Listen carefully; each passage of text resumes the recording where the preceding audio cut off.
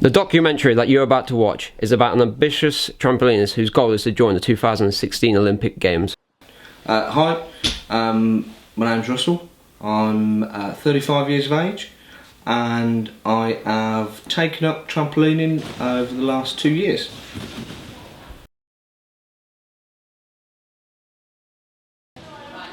What was your motivation?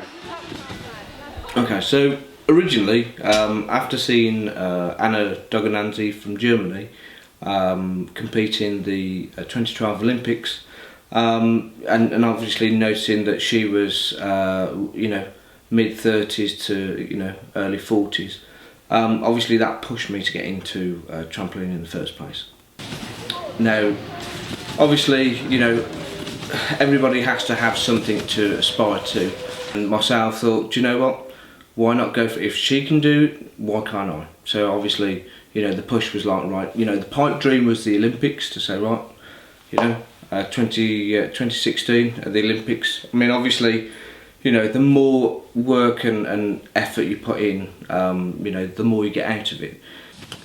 What is your training schedule and how much do you train? Depending on where you are, where you're training and who you're training with. Like over at Northampton,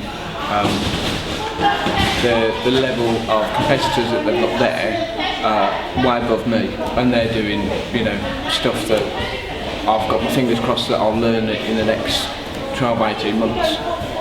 But I'm more of a visual person, so if I'm not doing something right, I like to look at it, or I like to see somebody doing it so that I can sort of relate to where I should be. The results in the routine, then that's where the selection is for the regional final. But then after that, I then move over to Northampton and compete for them. I went to one of their squad tryouts back in February. They accepted me into their squad to compete for them, but obviously because of the transition between this club and that club, and unlike most places, the clubs are, there's no animosity between clubs, rarely,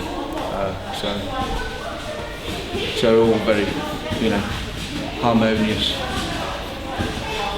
Because dependent on the level of the club and also the coach, because obviously you've got level 1 coaches that can coach up to front and back landings. We've got level 2 coaches that deal with somersaults and twisting somersaults. Then you've got like your level 3 coaches, which is your doubles, and then it's a mixture of level 3 and high performance coach, which Irene is to do anything over double somersaults. So the last time we filmed, I was going through a lot of extensive training to try and actually beat, especially this one gentleman that I was against at the last competition for the regional, to get into the regional finals. You have to get a certain level, and also you need to get a certain tariff, as well as a certain mark to actually get through to be selected to go into the regional final for West Midlands. Luckily enough, I came second in that competition, and I've now been asked to represent the West Midlands region at the regional finals, which is going to be held in June in Exeter. How well did you do in the squad tryouts? Squad tryouts went very well, given the fact that age and the amount of people they allow in for their squads, because they only have so many trampolinists per trampoline. Even though they've got 12 trampolines there, they also do disability, etc. So after a 2-hour session with them, where we went through rigorous conditioning, looking at certain trampolining moves, specific moves to certain grades, and then after deliberation they accepted me in.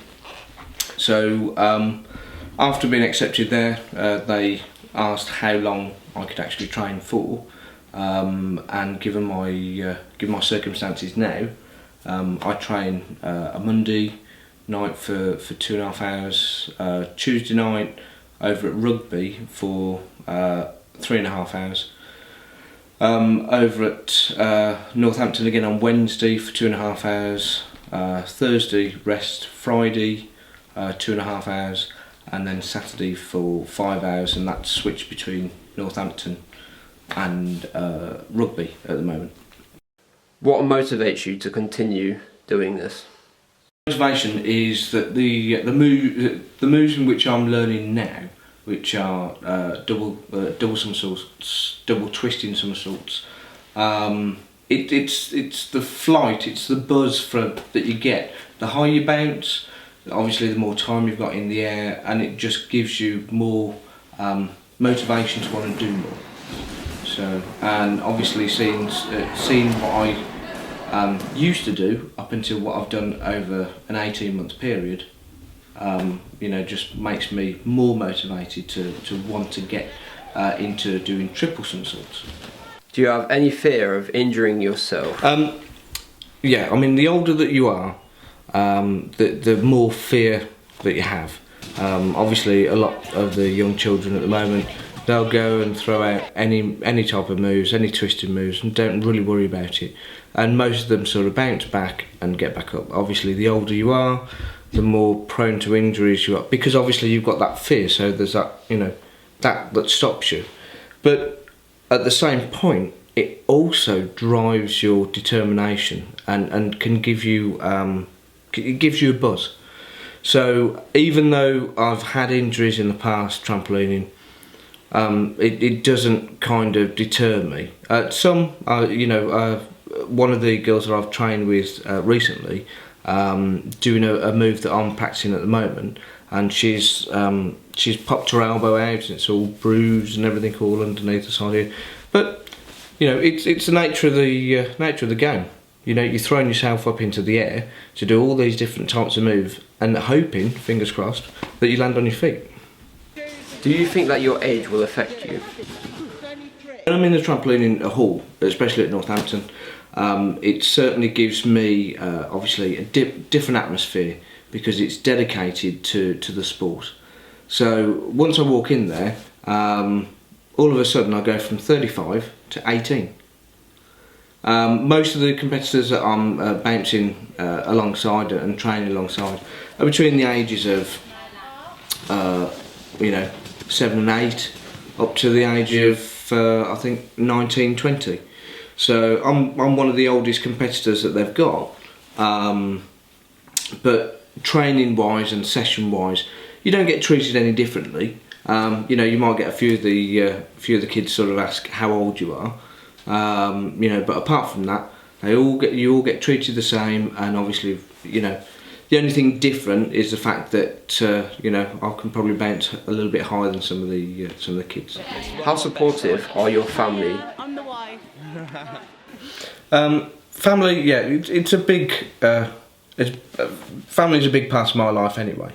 But obviously with the trampoline, it's a soul sport. So there's nothing that your family can do to really help you along in competitions. However, just the support from the family and friends, especially Facebook being a good social media device to actually get your routines out there online. People can see them, like them, comment, etc.